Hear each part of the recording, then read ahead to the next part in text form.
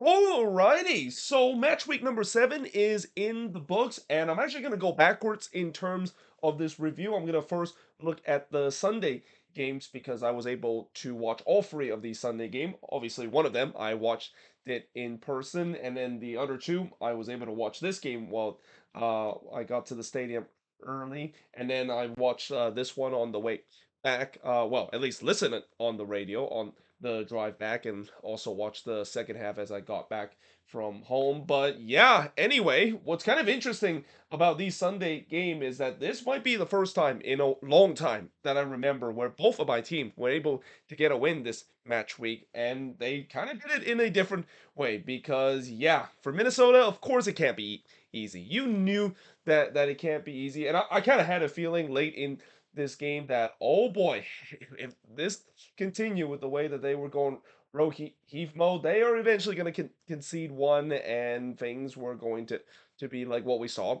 against Sporting KC and the Galaxy, with the Loons having tough time closing out games. Now, fortunately, they did concede that goal late, and it came relatively late, and also there was only like 3 minutes of stoppage time in the second half, which felt criminally low considering there were definitely some injuries in the second half. I guess they knew that this game was running late. They really want to get to this game, but yeah, in the end, at least Minnesota for once kind of closed this game out. Although again, it still feels very unconvincing when you look at how they've been closing out games, especially when they've been defending on the back foot in these last couple of games.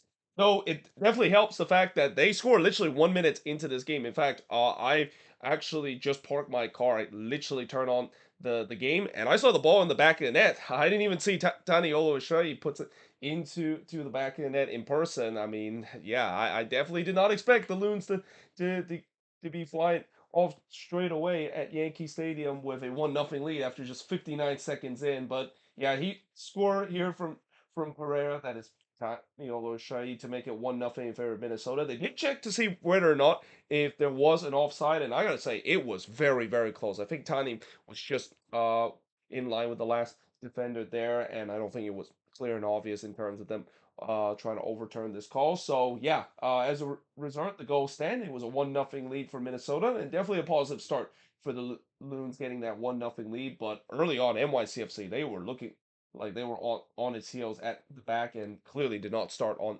time for this Sunday matinee. Wolf did had a shot that was deflected high, as that was the first shot for NYCFC. There was a shout for a handball for NYCFC not given. Trap would then hits one right to freeze. So shots were 4-1 for Minnesota 17 minutes in. So it was mostly Minnesota in this early bit. Ianich would then puts it over from long range. I also thought that at times it was a bit of an open game at time as well. I guess that's what happened when you have a Minnesota team that likes to go on the transition, but NYCFC themselves looking to also give Minnesota a little taste of their own medicine with their transitional game as well. But nevertheless, in the 29th minute, Minnesota doubled their lead. It's Will Trapp. He scored from Pereira to make it 2-0 in favor of Minnesota. I believe that's only his fifth career goal that Will Trapp scored. Yeah, seeing Will Trapp score is like seeing a blue moon. It doesn't happen very often, and it was a fortunate goal too because it took a deflection after a training ground routine free kick. They also did check to see whether or not if there was a potential offside because there was four Loons player that looked like might have impeded freeze. And I gotta say, definitely you can make a case for that. I have seen before where that has been called off, especially with the way that I've seen before where goals have been called off, where you don't have to touch the ball, but if you're in line with the goalkeeper and you're obstruct the goalkeeper review or cause him to late react, they're always going to bring that one back. Fortunately, that was not the case in the Loons' perspective, and just like that, Minnesota was up 2-0 in this one, and it could have been 3-0 if Yeboah was not absolutely robbed by Freeze from point blank. Like up to this point, this is when Matt Freeze says, "Yeah, I'm not going to concede any more goals." He was really on his games in this one, and rightfully so because in this game they mentioned that Mauricio Pochettino was actually in person, watching this game in person, and I'm pretty sure that he's probably impressed to see what Freeze can do, especially some of these big save to keep this NYCFC team in this game, because this probably could have been more ugly in terms of the score line if Freeze didn't make those big save. Romero then puts it high in the 35th minute. The Loons were pressing for a third goal. Hackwood then puts wide from close. And then a penalty was given to NYCFC after Boxall brought down Martinez in the box. They did go to VAR to see whether or not if Boxall got the ball. And it was a very long VAR look, almost 5 minutes that is, to a point where I'm just thinking, yeah, they're not going to call this one back. And they didn't. There was no definitive evidence to overturn that. So the penalty was still with NYCFC, and here comes Alonso Martinez, a chance to give NYCFC the lead back. He usually is automatic from the spot.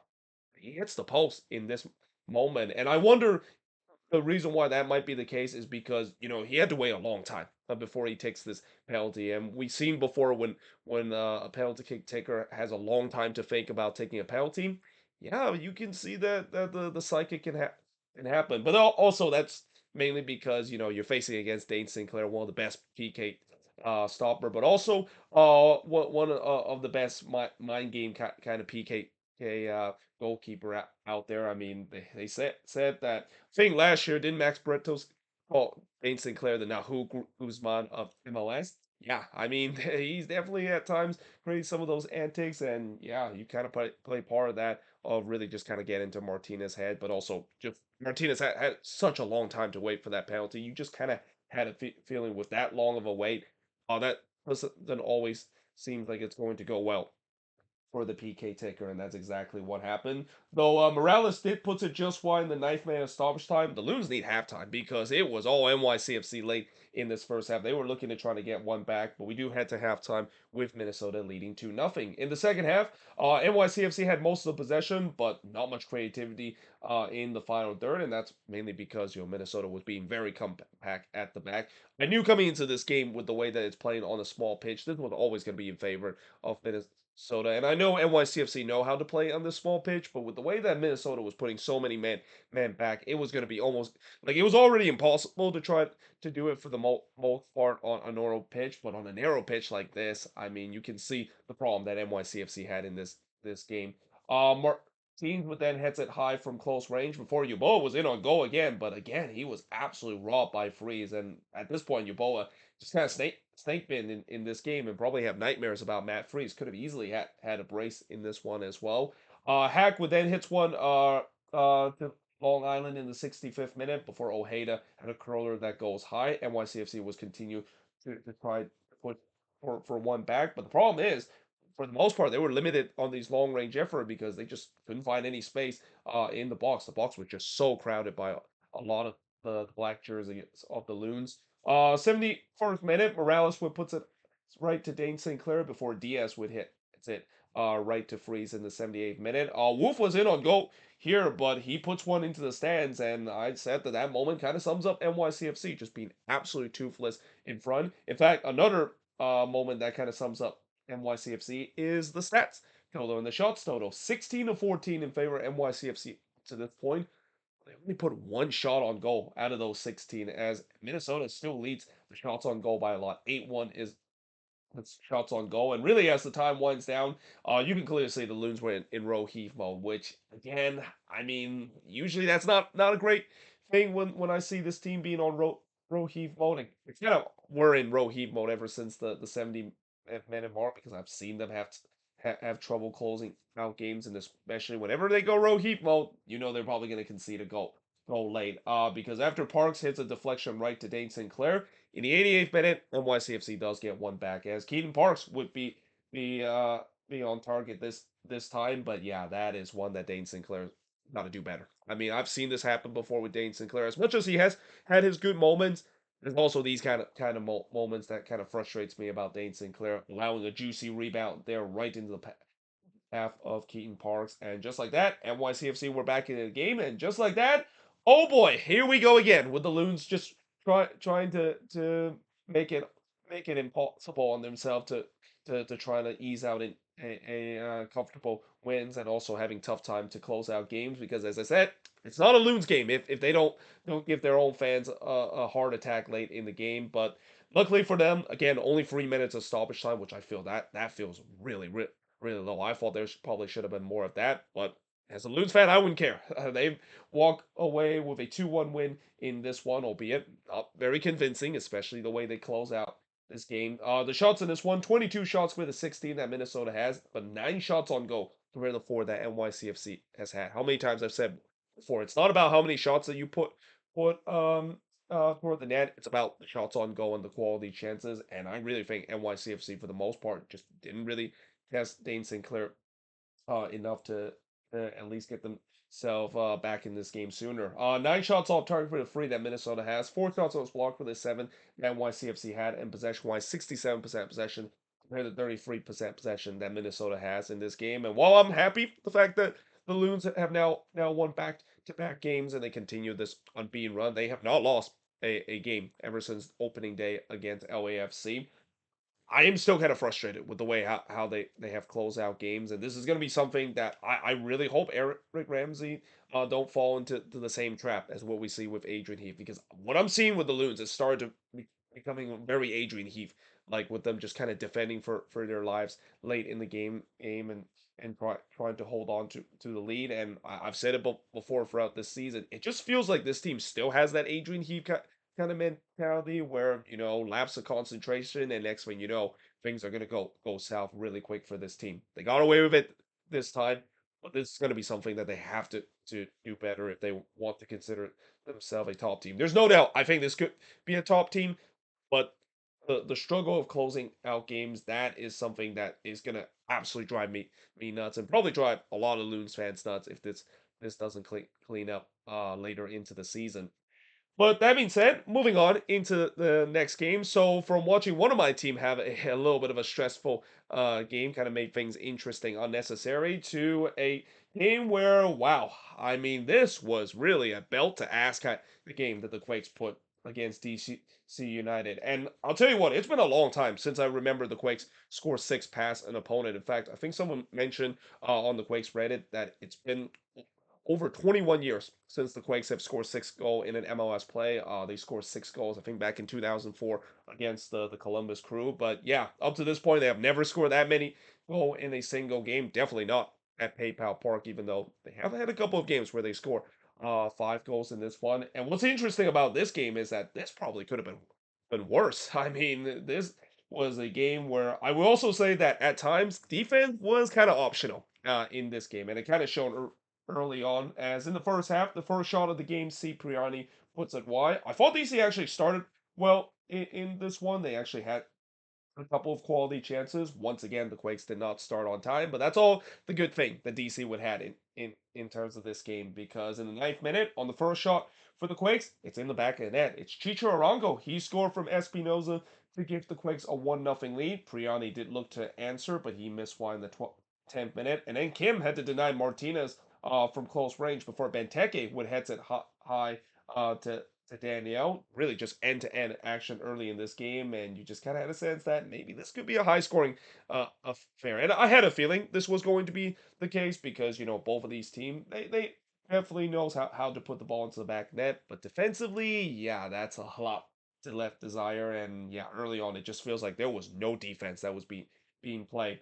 And in the 16th minute, to no one's surprise, we saw the next goal. And it's Joseph Martinez that scores the next goal. He scored from Jacaris to make it 2-0 in favor of the Quakes. Yeah, Joseph Martinez turned the clock back in this game on the anniversary of the first ever MLS game, that is. And then in the 20th minute, a penalty was given to the Quakes as Patola brought down LaRue in the box, which allowed Espinoza to have a chance to make it 3-0, and he does exactly that. So yeah, 20 minutes in, it's already 3-0, and I just had a feeling that, yeah, this could be a long afternoon for DC, because while the Quakes haven't been good defensively, DC, you could argue, are probably worse when it comes to defensively. There was just so much space to work for the Quakes, to a point where I thought this could be an ugly scoreline late in this game.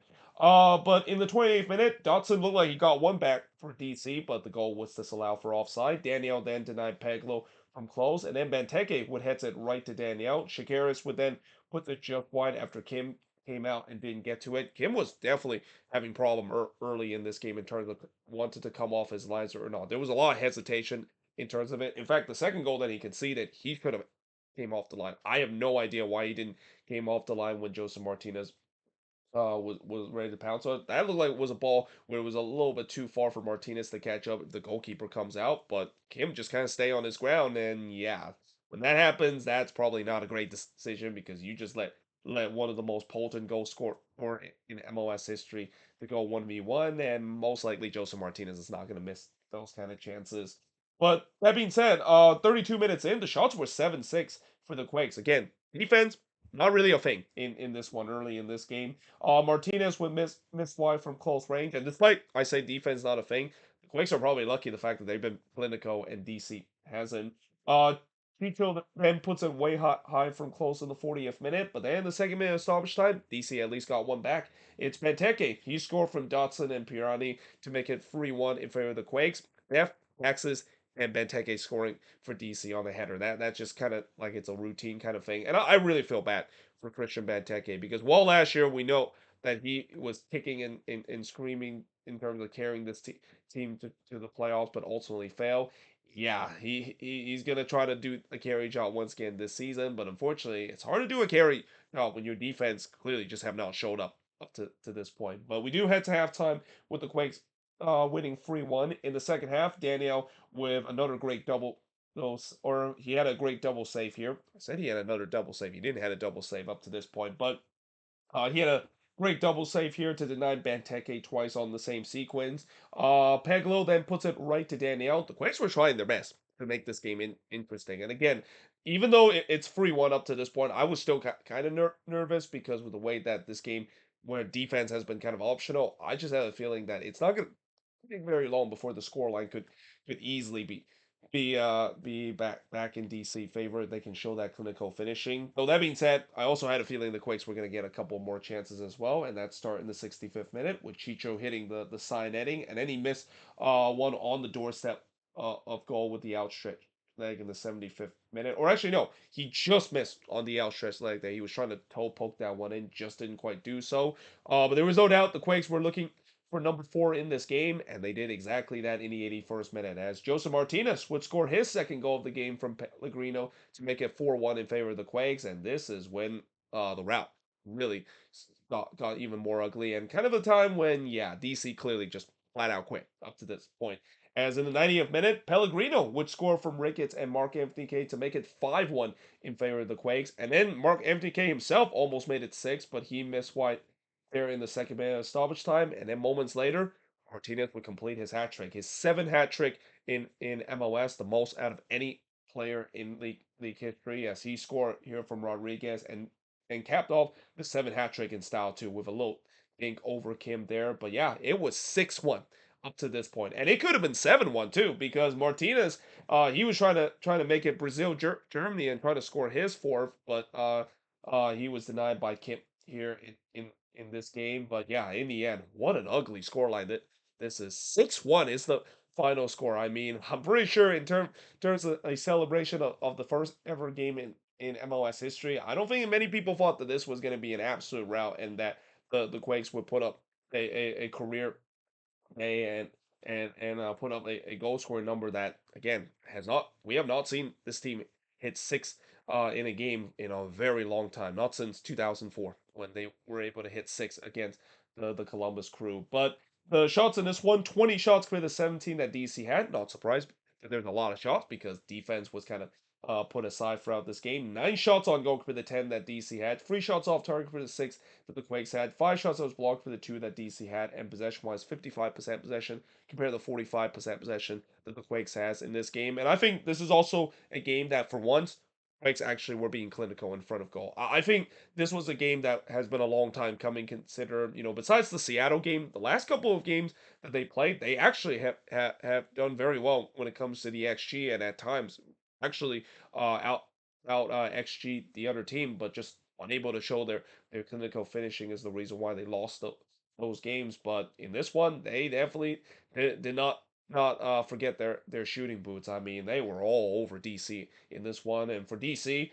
I mean, we already seen a couple of head coach being fired. Is it kind of time to say that Troy Lesesne might be in the hot seat too as well? Because yeah, I mean, these kind of resort, especially a shellacking like this, That's gonna get a head coach in big trouble. And I wouldn't even be surprised if he might be let go this midweek week two or this upcoming week as well, because usually with these kind of shellacking as well, with DC not getting off to the best of start, I won't be surprised he could be on the hot seat and maybe even end up on the chopping block as soon as this week. But unfortunately for DC, just like the same issue I think you got to say about Sporting KC, the head coach is not really the big issue of this team, or at least not the biggest issue. The biggest issue, I think, if you ask any DC fans, it's got to be the ownership. I mean, the ownership has been absolutely horrendous. I think besides the Quakes ownership and also the ownership in Montreal as well, DC has probably one of the worst ownership in the league, and it's sad to see because again, this is a team that has some great history,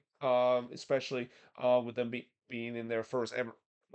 When they were the first one to create that dynasty that they had in the first four season, winning three MLS Cup. But ever since that, I mean, it's been absolutely horrendous. It's been years of losing to a point where would not be surprised if DC fans could be doing something similar to what we see the Quakes fans have done and demand their ownership to tell this team.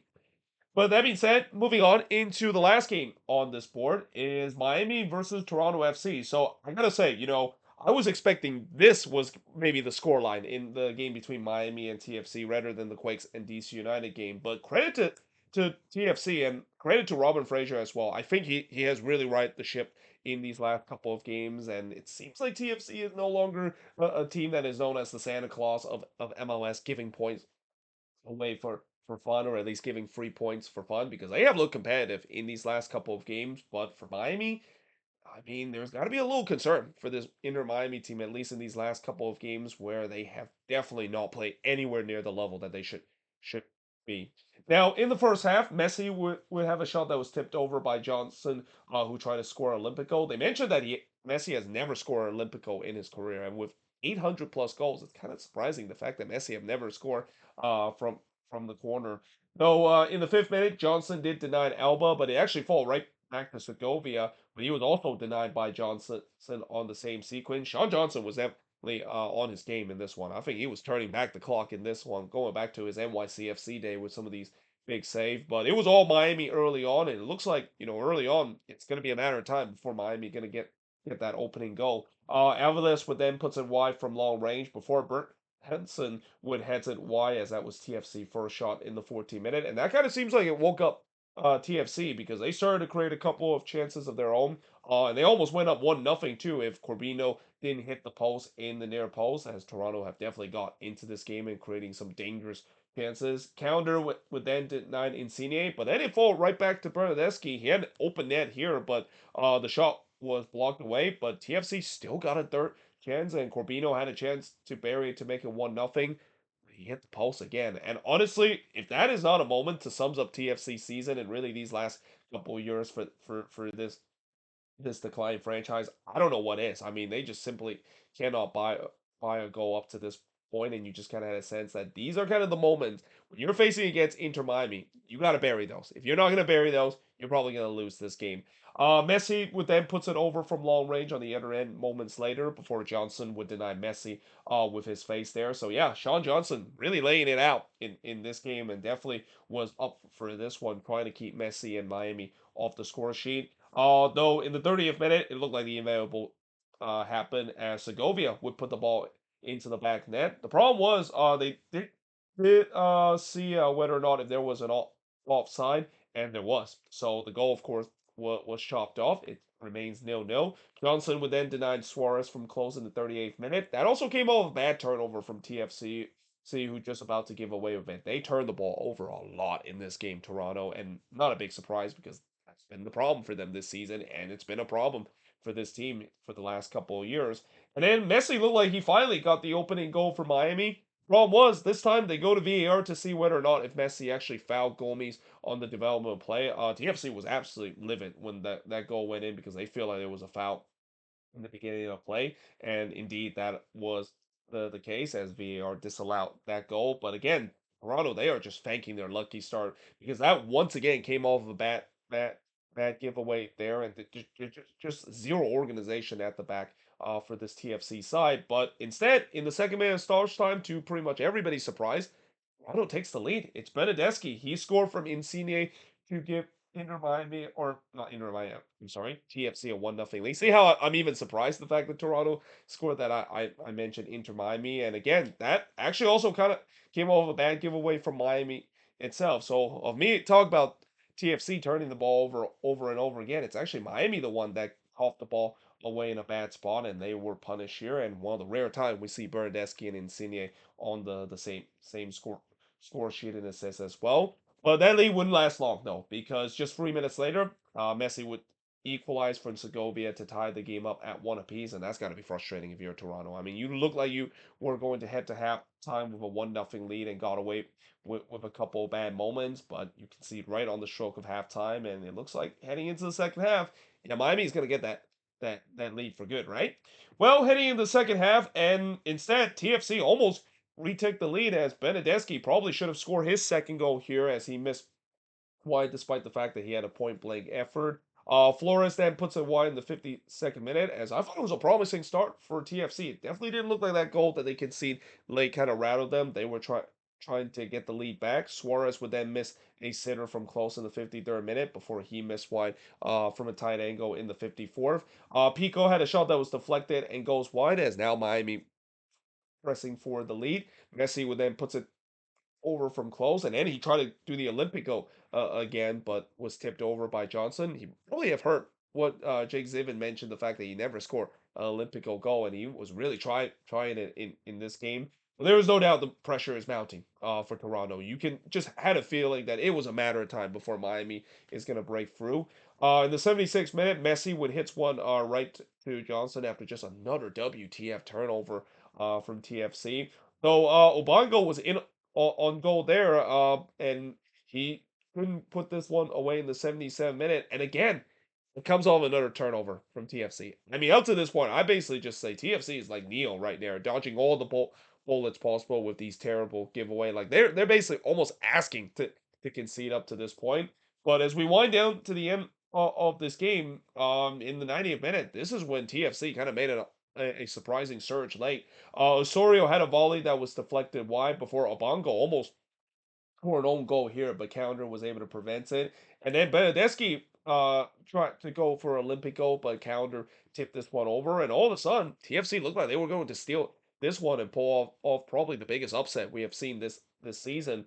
Benedeski then missed one on an outstretched leg before Pico would puts it over on the doorstep of goal. But in the end, TFC they hold on to a 1-1 lead. I have no idea how they were able to hold on to this one despite the fact that they really try their best to give Miami a chance to win this game, but they hold on to get a 1-1 draw that will absolutely feel like a win for them. And the shots in this one, 22 shots per the 13 that Toronto has, 4 shots on goal for the 9 that Miami had, 7 shots off target for the 4 that TFC had, 7 shots that was blocked for the 3 that TFC had, and possession-wise, 63% possession compared to 33%, or no, 63% possession compared to 37% possession that TFC has in this game. And for Miami, I mean, I know all teams are going to go through these kind of period where they're going to have some rough periods, and I think Miami is definitely going through it in these last couple of games. Definitely not playing up to their standards.